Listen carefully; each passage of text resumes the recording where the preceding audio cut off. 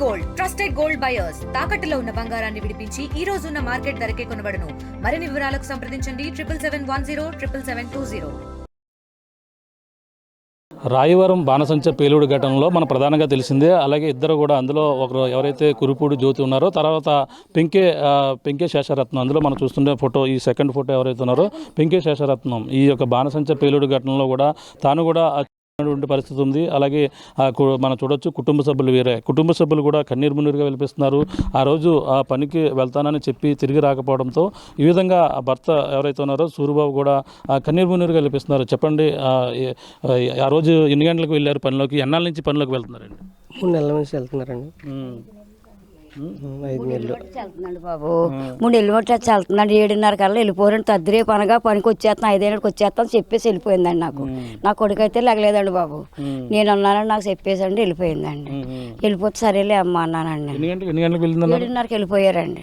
5 వచ్చేస్తామన్నారు. ఇక్కడ పంతం చేస్తుండే ఆ మానేమని అంటే మానలేని కొంతమంది మానేశారండి. ఒక 6 వెళ్ళిపోయారండి బాబు. ఇక్కడ పక్క పంచం ఏదో అయ్యిందండి. ఆ పంచంకి వీళ్ళందరూ ఆగిపోయారండి. వీళ్ళు 6 వెళ్ళిపోయారండి. 7 గంటలకి 7:30 కల్లా వెళ్ళిపోయారండి. 5 పంపించేస్తారో వేగ వచ్చేస్తాం పాప అని చెప్పేసి వెళ్ళిపోయిందండి. ఆ మేనగోళ్ళండి ఆ పట్టుకుడి కోసమండి వెళ్ళింది. పండుగ రూపు అనగానే అలా మరణం అయిపోయిందండి. అవ్వండి 2 కొడుకులు ఒకడునండి.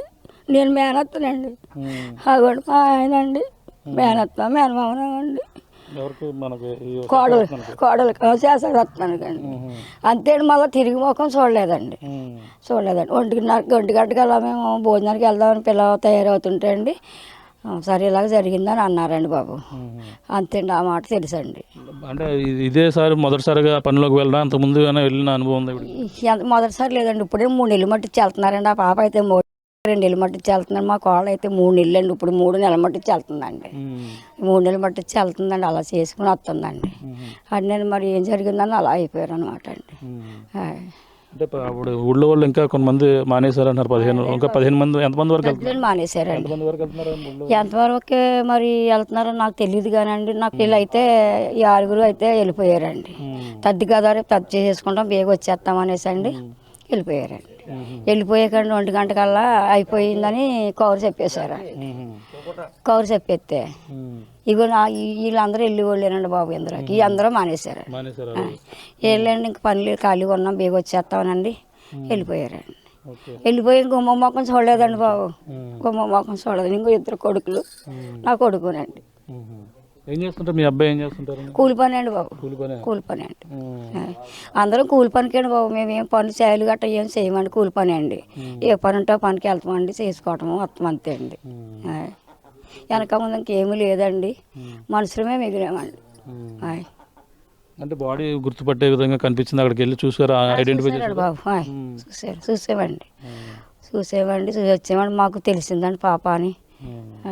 మా ఆడపడుసు అండి ఆవిడ ఈవిడ జత అండి.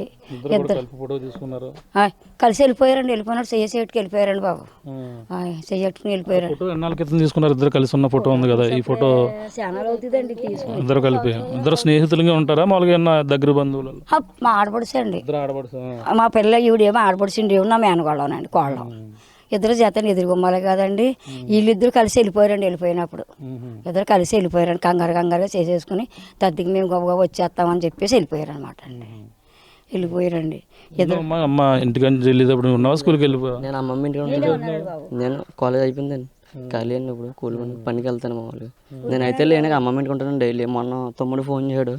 2 అడిగి ఫోన్ చేస్తే రాయవని ఇలాగ అమ్మ ఉండిపోయిందంటే అప్పుడు వెళ్ళాను అంతే. ఇదే ఇలా కాలిపోయింది, అమ్మ లోన్ ఉండిపోయింది అని చెప్పాడండి. సరేనా వస్తానండి అమ్మమ్మ ఇంటికి వెళ్ళానండి. ఆ రోజు అంతే. వచ్చినప్పుడు ఇలా జరిగిందని చెప్పారండి. అమ్మ ఎన్నాళ్ళ నుంచి అమ్మ వెళ్తుంది పరిస్థితి అందులో తెలుసు? తెలియదండి. నేను ఇక్కడ ఉన్నాను, అమ్మమ్మ ఇంటికి ఉంటాను. తమ్ముడు నాన్న అమ్మ ముగ్గురు ఉంటారండి ఇక్కడ. నేను వెళ్ళేటప్పుడు నీతో చెప్పిందమ్మా 8 గంటలకు? ఇంకా లేగలేదండి అప్పుడు. ఏం తెలిసింది నీకు? మాకు మా ఊరు చెప్పాడండి అక్కడికి వెళ్దామని. అంతే నాకు తెలియదండి అక్కడికి వెళ్ళే వరకు కూడా. అక్కడికి వెళ్ళిన తర్వాత తెలిసింది కదా. గుర్తుపట్టిన విధంగా ఉంది అక్కడ? గుర్తుపెట్టినట్టు ఉంది.